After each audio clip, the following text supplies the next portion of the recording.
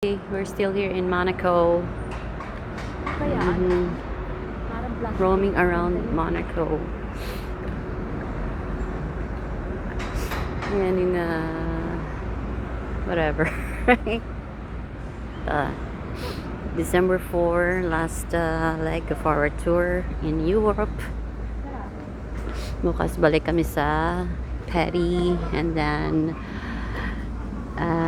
on Friday DIY uli. Punta uli kami sa mga iba naman, o ulitin namin din yung Eiffel Tower para makapagpakuha during the day sa Tour Eiffel.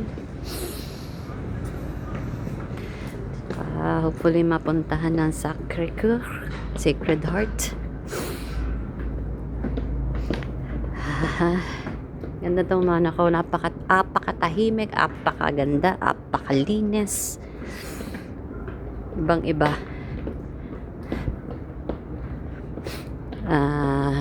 Second smallest country in the world. First is Vatican City. Parang pa-CR yung dating niya, mga ganyang itsura. Sarado yun, yung ticket souvenir. Pababa, oh. Diyos ko, buti na lang matibay-tibay ang tuhod. Diba ang kanilang ambin, no? Ganda, oh. Metal, hindi plastic. Yeah. Walang tao, no? Parang ghost town. Asa na makatira dyan? Nasa trabaho na. Kaya kanina traffic.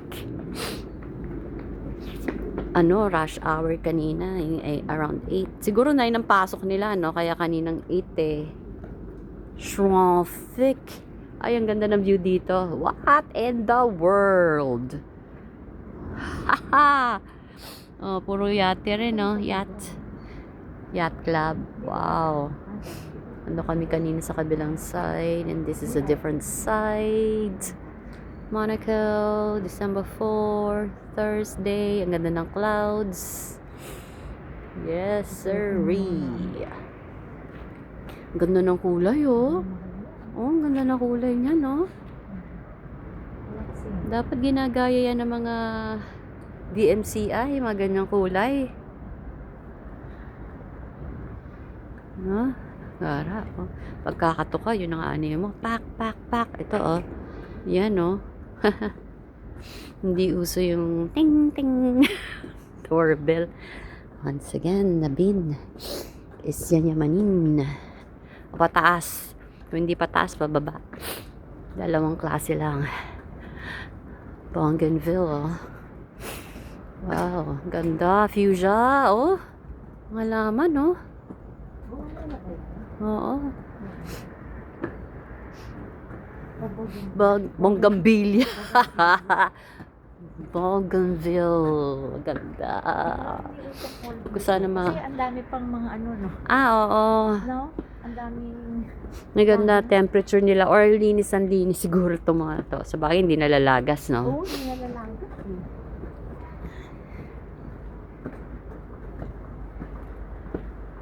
Oo. Pati puno nila, birdie pa. Gray. Hindi, gray is gray. Vert. Green. Kara, oh, look at the view. Gonna enjoy this when I watch this.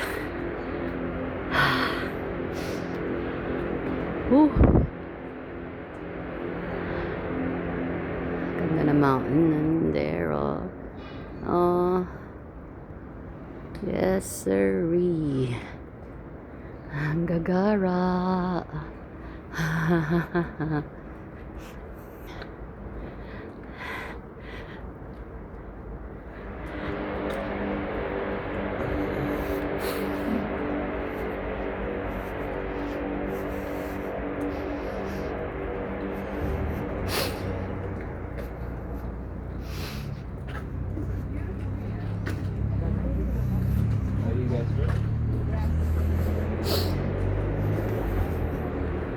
From this angle to all the way down.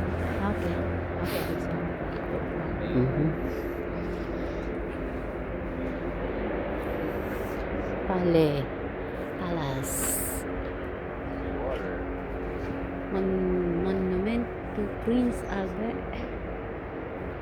Le jardin exotique.